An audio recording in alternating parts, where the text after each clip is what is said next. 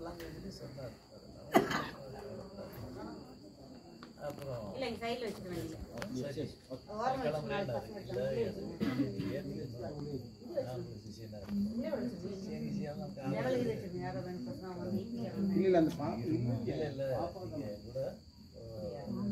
அரண்மனையில் ஒரு நாளாவது ஐயா அரண்மனையாக கெஸ்ட் ஹவுஸ்லேயே ஒரு இடத்துலையே தங்குங்க, ஒரு நாளாவது நான் வந்து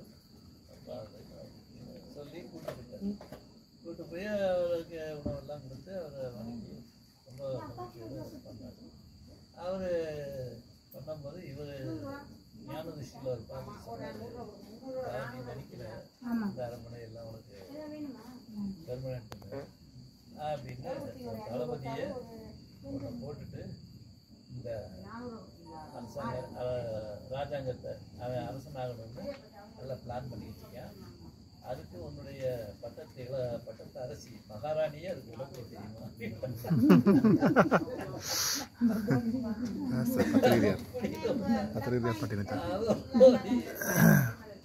உளவுத்துறை ஆளுகளை கூப்பிட்டு என்ன எதுவும் நடக்குது அப்படின்னு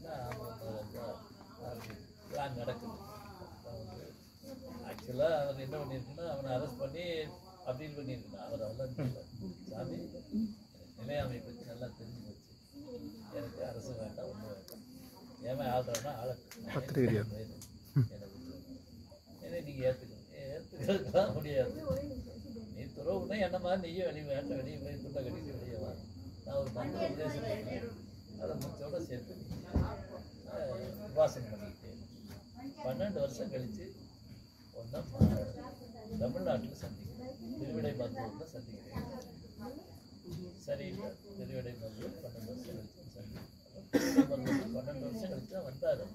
அப்படியே கால்நடையாக நடந்து பிச்சை எடுத்துக்கிட்டு அங்கங்கே சாப்பிட்டு அப்படியே வந்தார்.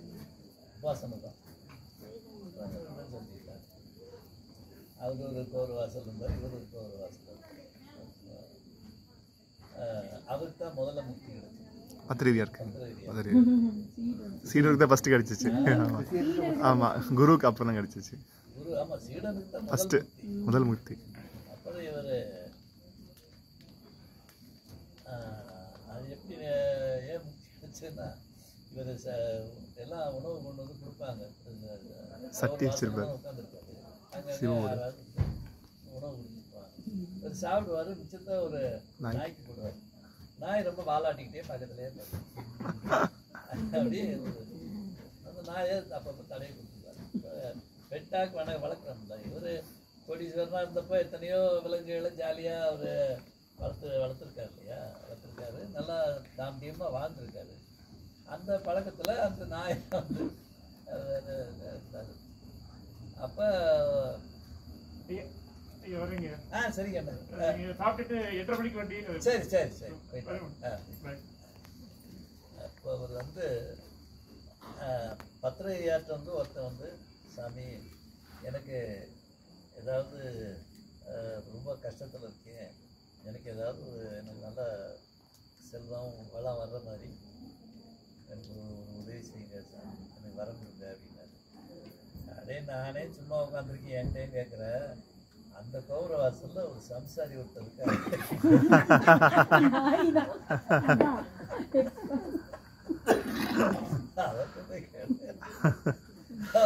அவர் அந்த கௌர வாசல் இவர் தான் உட்கார்ந்தார்.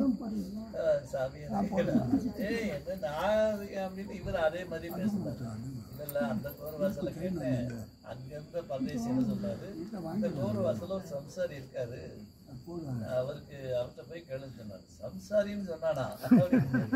அப்ப திரும்பி பார்த்தா அது நாய் அப்படியே சந்தோஷம். அந்த திருவோடு எடுத்து ஒரு தலையில ஒரே அடி, நாய் செத்து போச்சு.